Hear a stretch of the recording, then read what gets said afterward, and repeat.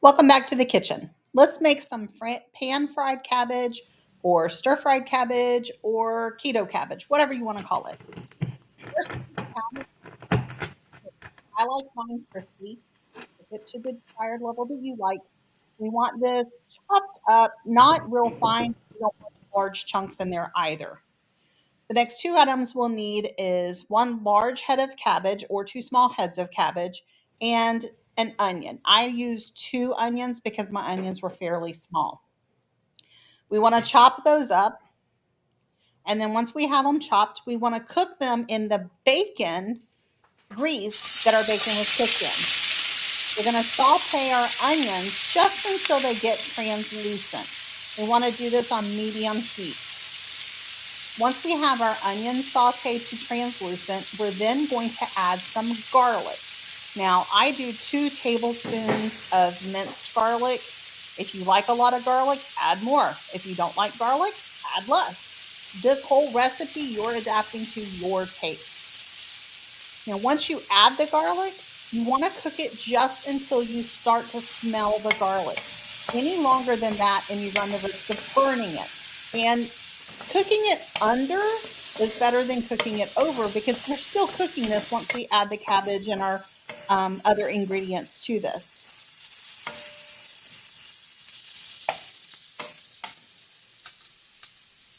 I like to add enough garlic and onion in this, but I'm not adding garlic and onion powder later.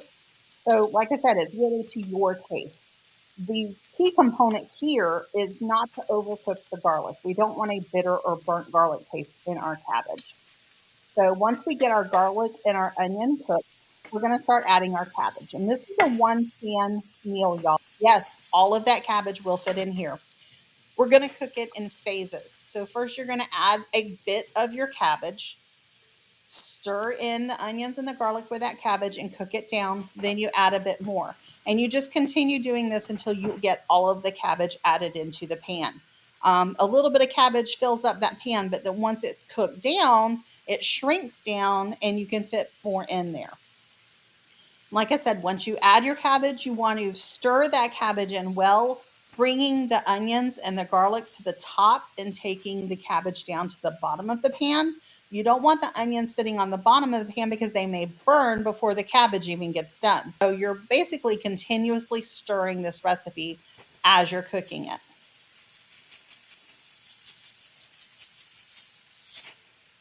This is the point also where you're adding your salt and pepper. Now, how much salt is going to depend on how salty your bacon is. Again, to your taste, but if you have a really salty bacon, you may not even add salt at this point. You can always add it later. You don't want to put too much. Pepper, I like a lot of pepper. Put in however much pepper you like. The only other seasoning I'm going to add to this is once we're really close to the end, I'm going to add in some crushed up red pepper.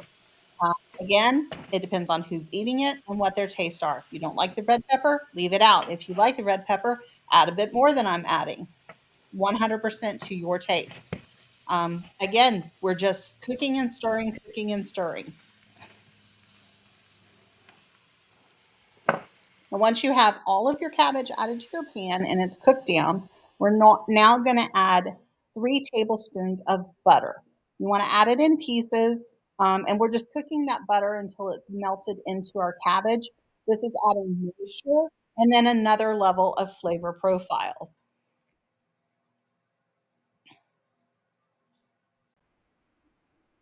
Okay, we have our butter added and cooked in, and now we're going to add that bacon that we cooked earlier. The bacon's going to give it a bit of crunch. It's going to add, really, who are we kidding? Everything is better with bacon.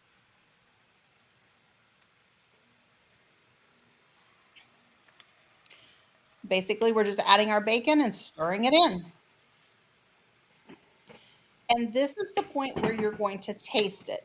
So we've got all of our components added to our cabbage, and we just need to taste it. Do we need to add salt? Do we need to add pepper?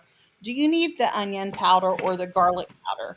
And then this is also where I'm adding my red pepper. Again, red pepper just gives it a little bit of kick.